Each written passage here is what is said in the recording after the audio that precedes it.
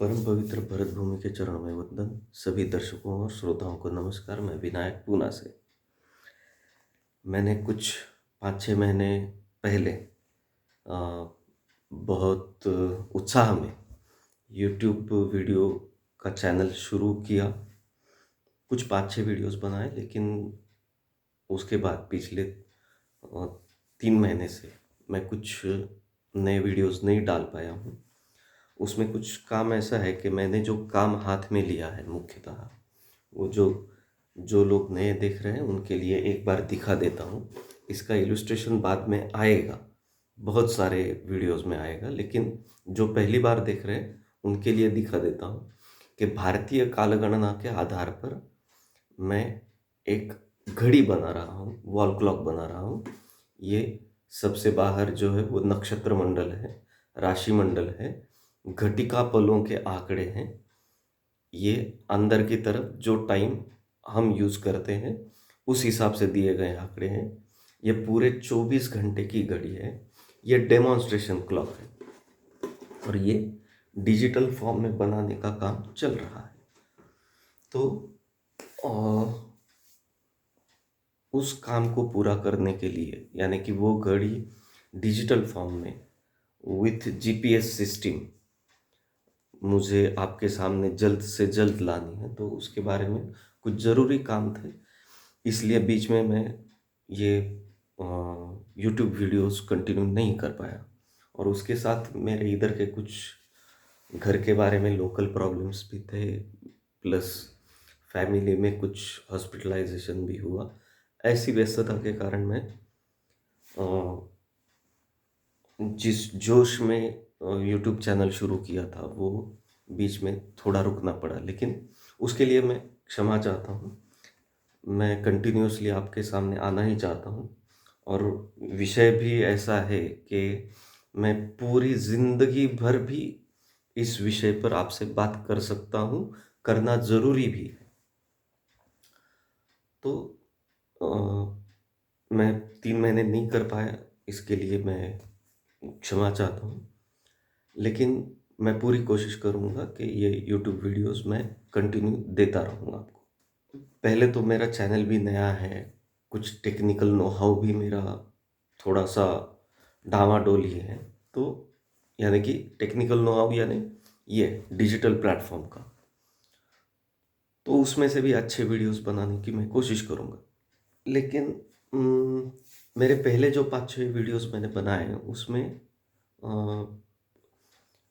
मेरे ख्याल से मैंने ये घड़ी बनाने की, भारतीय कालगणना के प्रसार हेतु काम करने का ही क्यों निश्चय किया है, उसकी भूमिका क्या है, उद्देश्य क्या है, अपेक्षित परिणाम क्या है, उसका संस्कृति में हमारी संस्कृति के पुनरुत्थान में योगदान क्या है, ऐसा पूरा प्रास्ताविक मैंने पहले 5-6 वीडियोस में ठीक ठाक से किया है, ऐसा लगता है। तो अब जब हम वीडियो शुरू करेंगे तो एग्जैक्टली ये टाइम सिस्टम क्या है, आज हम किस रूप में उसे मानते हैं, एक्चुअली भारतीय कालगणना में काल के आयाम क्या है, और आज हम किस तरह उसे सिर्फ एक मेजरमेंट किसी काम के लिए करते हैं।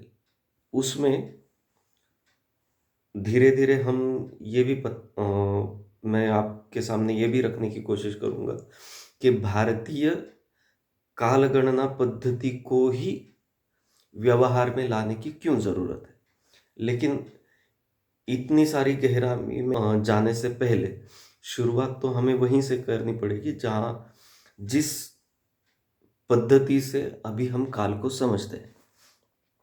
और ये वक्त भी ऐसा है, आज है 25 दिसंबर, यानी अंग्रेजियत का भूत जो हमारे सर सर पर सवार है, उस कालगणना पद्धति से नववर्ष की शुरुआत है। यानी मैं हेट से नहीं बात कर रहा, लेकिन बहुत ही, यानी आगे चल के मैं जैसे इलुस्ट्रेट करूँगा ये बातें आपको आपको भी समझ में आएगा। बहुत सारे लोग आप में से ऐसे भी रहेंगे कि मुझसे भी ज़्यादा जानकार है। उन्हें भी पता चलेगा कि हाँ, ये ठीक बात कर रहा है। कि अभी हम अ, दिसंबर 2021 खत्म होगा, नया ईसवी सन शुरू होगा 2022। तो अभी सभी के दिमाग में ये कालगणना के बारे में, नए साल के बारे में सब थोड़े अलर्ट रहेंगे। तो इसी वक्त ये वीडियोस बनाना एक अच्छा कोइंसिडेंस माना जा सकता है। तो व्यवहार में हम जो कुछ काम करते हैं, जो कुछ कर्म करते हैं, जो हमारे सारे क्रियाकलाप होते हैं, उसके लिए हम दो टाइम फ्रेम यूज करते हैं। यानी हमारे दैनंदिन लौकिक काम जो होते हैं उसके लिए सेकेंड, मिनट, आवर, ये पूरे दिन का एक टाइम फ्रेम यूज करते हैं हम, जिसके रेफरेंस के लिए हम वॉल क्लॉक का यूज करते हैं, घड़ी। और दूसरा टाइम फ्रेम जो लॉन्गर, ब्रॉडर टाइम फ्रेम होता है कि हफ्ता, महीना, साल, हमारे आयुर्मान और युगों युगों तक की गणना के लिए जो टाइम फ्रेम यूज होता है उसे हम रेफर करते हैं कैलेंडर के स्वरूप। हाँ, सबसे पहले मैं एक बात बता दूं आपको। जो ये नया साल शुरू होने वाला है 1 जनवरी,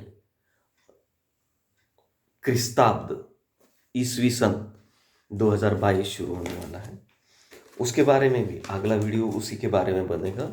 ये हम अभी जो ये यूज़ कर रहे हैं, यानी आज है 25 दिसंबर, क्रिसमस डे है। क्रिसमस के बारे में भी बहुत है बताने जैसा, लेकिन मैं जितना बताते जाऊंगा हमारा कालगणना विषय पीछे छूटता जाए। तो कालगणना इस विषय को पकड़कर ही हम आगे चलेंगे। ये एक बात दिखा दूं आपको कि भारतीय सौर कालगणना जो होती है, भारतीय सौर वर्षमान जो होता है, ये राष्ट्रीय सौर दिनदर्शिका है। और राष्ट्रीय सौर दिनदर्शिका प्रसार मंच औरंगाबाद जो है वो ये काम करता है।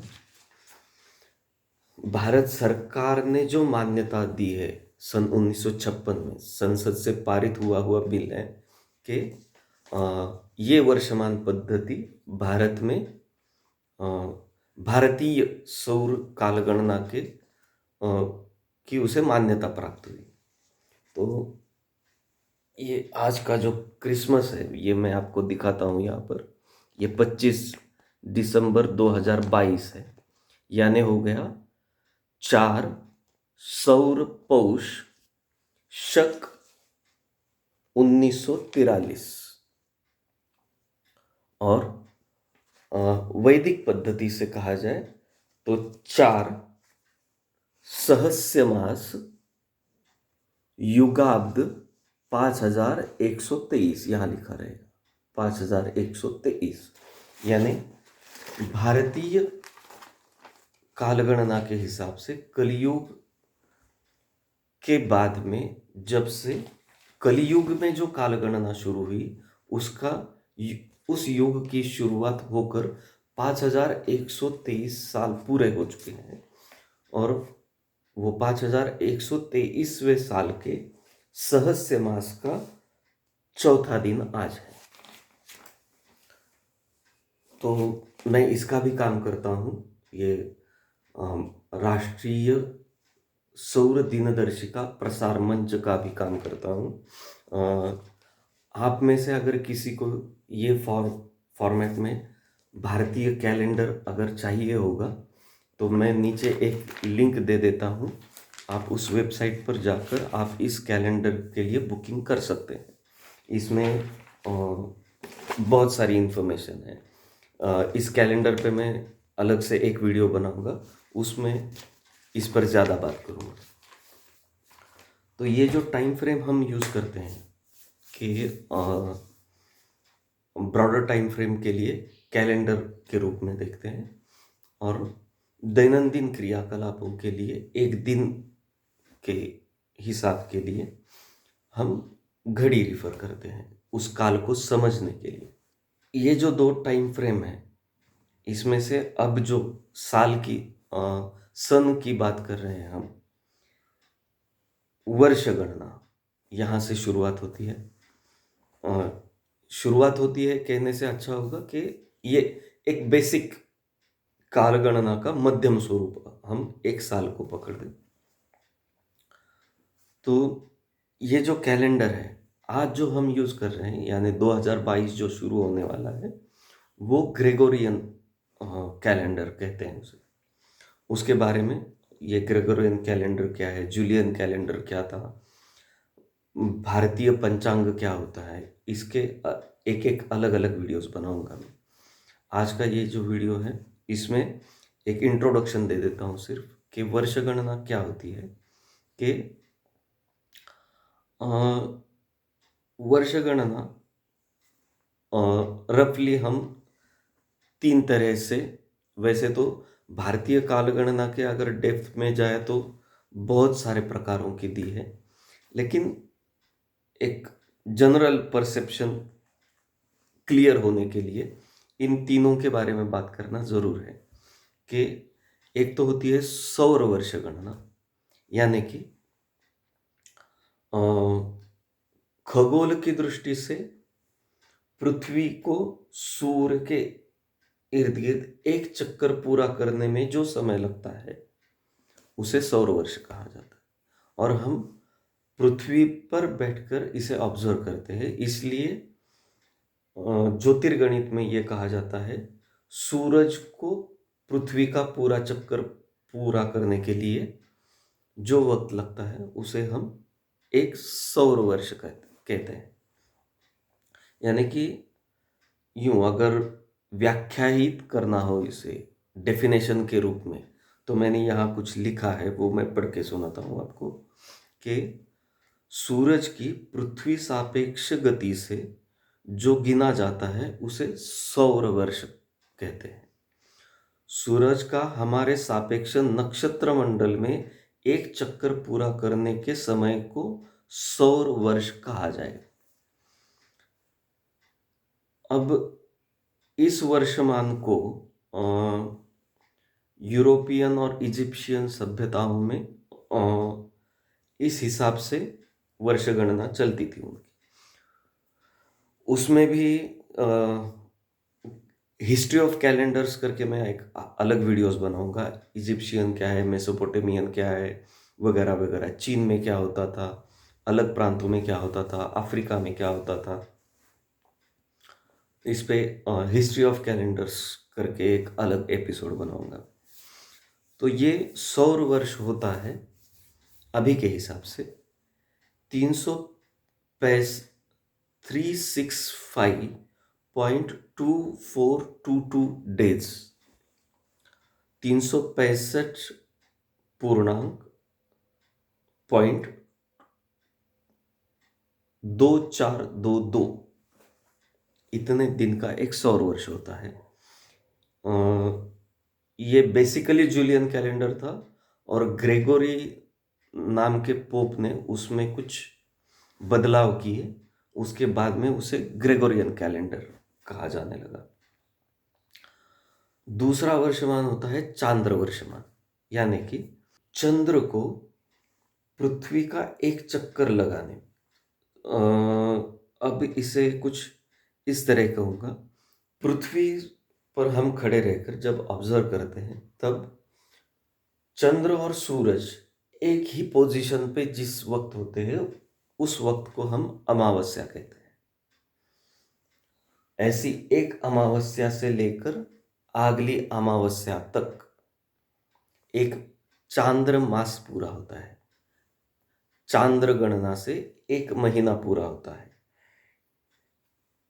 और ये ऐसे 12 महीनों का मिलकर एक चांद्र वर्ष पूरा होता है। और ये चांद्र वर्ष होता है 354 दिन का, यानी कि सौर वर्ष तो है 365 दिन का, और चांद्र वर्ष आता है 354 दिन का, यानी 11 दिन का फर्क आता है इसमें।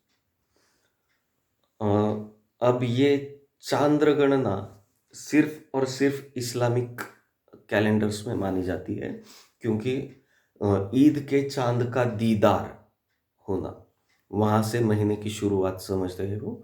तो ऐसे 12 महीने पूरे होने के बाद 354 या 55 दिन में इस्लामिक हिसाब से, जिसे हिजरी सन कहा जाता है, वो पूरा होता है। इसलिए ये हम जो मुस्लिम उत्सव देखते हैं, मुहर्रम, ताजिया वगैरह वगैरह, ये कभी भी साल में अलग अलग महीनों में आते रहते हैं, अलग अलग सौर महीनों में। और तीसरी जो वर्षमान पद्धति है वो इन दोनों का मिक्सचर है, यानी कि उसे चांद्र सौर कालगणना कहा जाएगा, चांद्र सौर वर्ष कहा जाएगा। उसमें अब ये जो डिफरेंस बताया कि 11 दिन का डिफरेंस आता है, चांद्र वर्ष 354 दिन में खत्म होता है और सौर वर्ष खत्म होने के लिए 365 दिन लगते हैं। ये 11 दिन ज्यादा लगते हैं सौर वर्ष। तो हमारे यहाँ भारतीय संस्कृति में इन दोनों को माना गया, दोनों के कॉम्बिनेशन को माना गया है। इसलिए अप्रोक्सीमेटली हर 3 साल बाद, यानी कि 11 दिन एक साल में, 3 साल में 33 दिन होते हैं।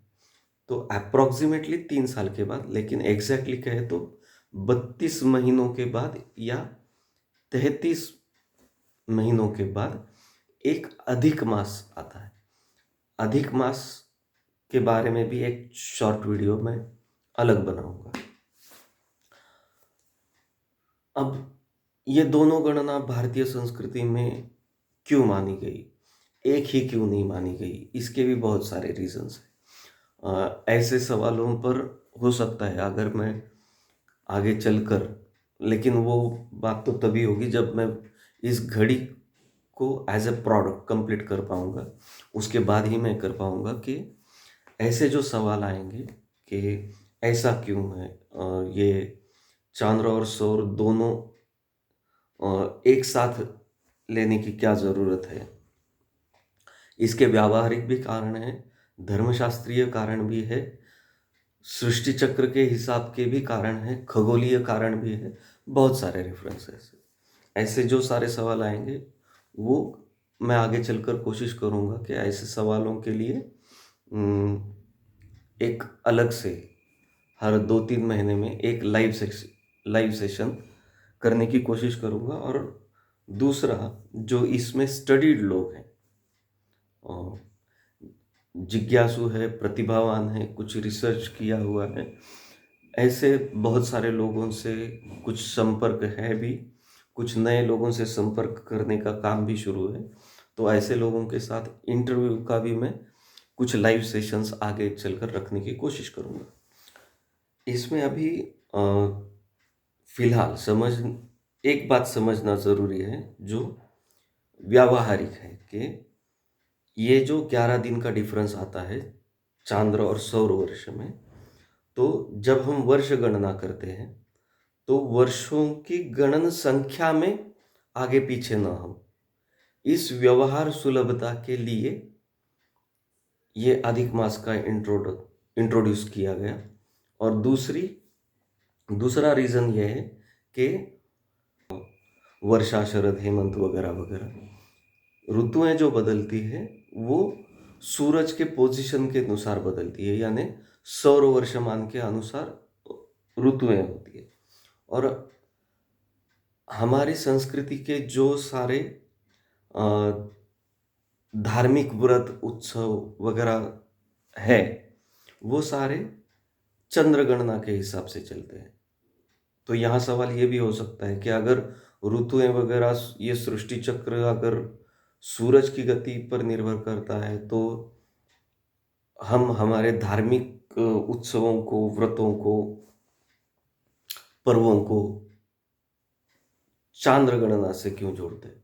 तो उसके भी अलग अलग रीजंस है। जैसे ऋतु चक्र सूरज की गति पर निर्भर करता है, वैसे अब उसे हिंदी में क्या कहते हैं, मराठी में भरती ओहोटी कहते हैं, ज्वार भाटा कहते हैं शायद। समुद्र का पानी बढ़ता है, घटता है, वो मुख्यतः चंद्र चंद्र के परिणाम से होता है, चंद्र के गुरुत्वाकर्षण के हिसाब से। और उसका हिसाब हमारी चांद्र तिथि के अनुसार लगाया जा सकता है।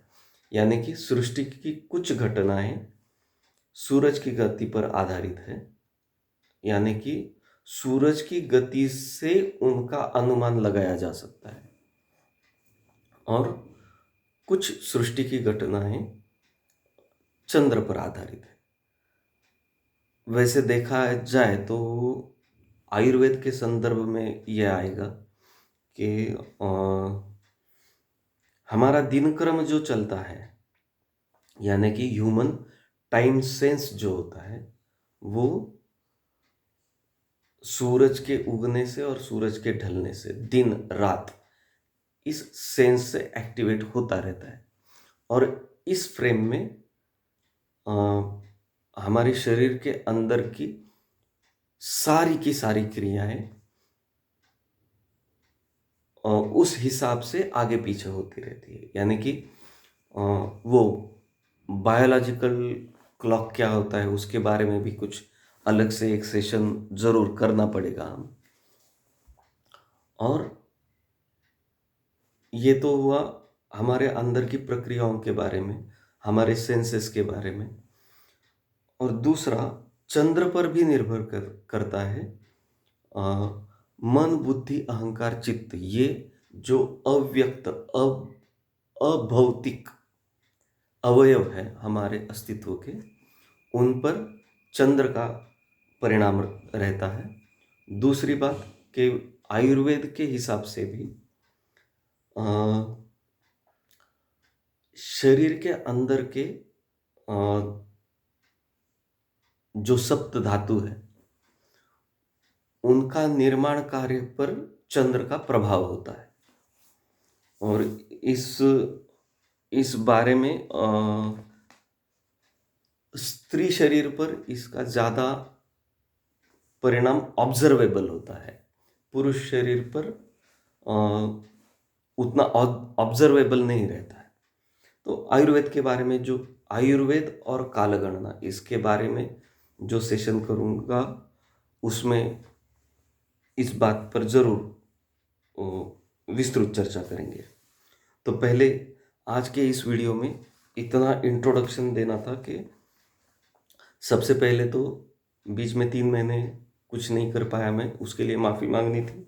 दूसरा कि अब यहाँ से आगे हम एग्जैक्टली काल गणना क्या है, अभी हम किस प्रकार से करते हैं, प्राचीन भारत में हमारी सनातन संस्कृति में किस तरह से काल को समझा गया, गणना की गई, और कालबोध की प्राप्ति के बाद कालातीत अवस्था का ज्ञान भी इसमें है।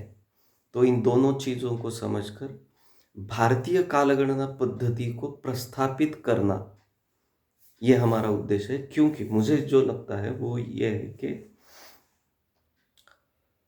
जो हम ये टाइम सिस्टम यूज़ कर रहे हैं, हाँ ठीक है, मैं यानी उपयोगी ही है, लेकिन लीस्ट उपयोगी है।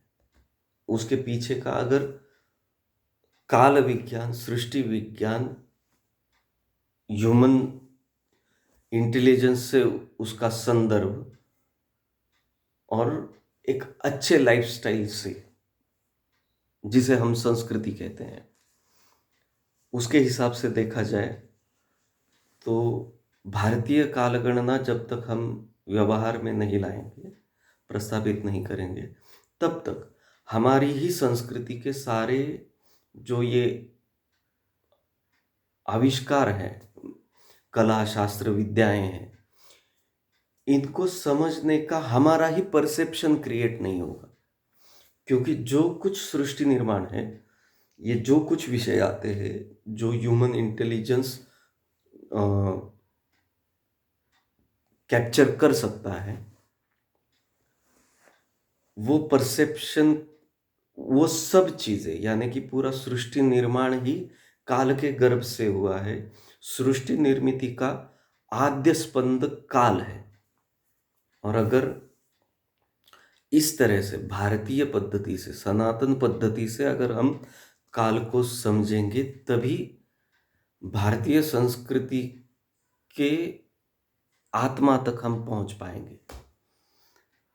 तो हम सभी को मिलकर यही प्रयास करना है कि भारतीय कालगणना को प्रस्थापित करना है। अभी व्यवहार में है, चलो ठीक है, आने वाला न्यू ईयर, ठीक है, आज के बाद के वीडियोज हम एग्जैक्टली एक कालगणना के एक एक संज्ञा को, एक एक आयाम को, एक एक यूनिट को समझने की कोशिश करेंगे। और उम्मीद करता हूँ कि अब लगता है कि जल्द से जल्द ये घड़ी का जो डिजिटल फॉर्मेट है, एज एक्चुअल प्रोडक्ट आपके हाथ में मैं बहुत ही जल्द दे पाऊंगा, ऐसा अब लग रहा है। तो चलो अगले वीडियो में मिलते हैं, तब तक के लिए नमस्कार। अब आने वाले 1 जनवरी तक मैं अलग अलग कुछ वीडियोस बनाऊंगा। जैसे अभी बात करते वक्त मैंने बताया कि हिस्ट्री ऑफ कैलेंडर्स, ये ग्रेगोरियन कैलेंडर क्या है, वगैरह वगैरह, ऐसे 3-4 वीडियोस अभी आने वाले 2-4 दिन में डालूंगा। तब तक के लिए नमस्कार, धन्यवाद, भारत माता की जय।